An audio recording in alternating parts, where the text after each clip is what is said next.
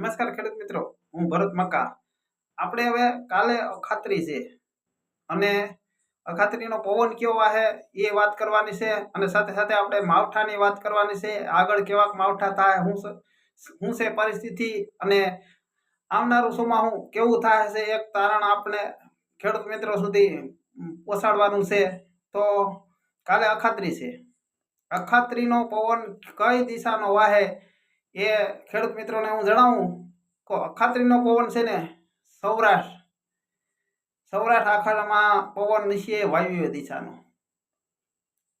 સવારના 4 વાગ્યાથી 7 વાગ્યા સુધીમાં 8 વાગ્યા સુધીમાં વાયવ્ય દિશાનો પવન છે સૌરાષ્ટ્રમાં. અને સૌરાષ્ટ્રમાં વહેલી સવારે તમે પવન જોજો. જે ખેડૂત મિત્રો છે, અન્ય કોઈ ને પવન જોવાનું જે આપણે જોતા હોય એની રીતે જોઈ ઉગે.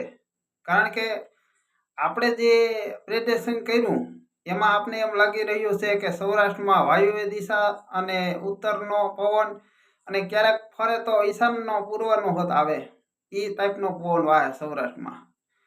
તો કચ્છમાં પવન પશ્ચિમનો જ રહેવાનો છે. હોલ કચ્છમાં આપણે પશ્ચિમનો પવન વાહે એ રીતનું પ્રેડિક્શન છે. તો આપણે ઉત્તર ગુજરાતમાં ગઈ, ઉત્તર ગુજરાતમાં વાયવ્ય દિશાનો પવન વાહે અને દક્ષિણ ગુજરાતમાં વાહે આપણે ઈશાન ખૂણાનો વાહે અને દક્ષિણ ગુજરાતમાં અમુક ઠેકાણે પશ્ચિમનો વાહે અને અમુક ઠેકાણે આમ ફેરે રાખશે એ રીતનો પવન વાહે. બાકી આ પવન છે ને સારામાં સારો અખાત્રીનો પવન વાવવાનો છે.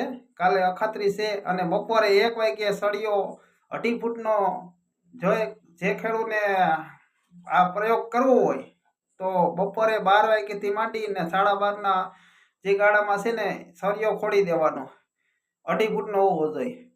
અને એ સળિયાથી આપણે માપદંડ કરી કે કેટલા ઇંચ પડછાયો છે એ પડછાયાની માપદંડથી આપણે જે આવનારું ચોમાસું કેવું થાય, કેટલા ઇંચ વરસાદ થાય તમે જાતે જોઈ ઉગો.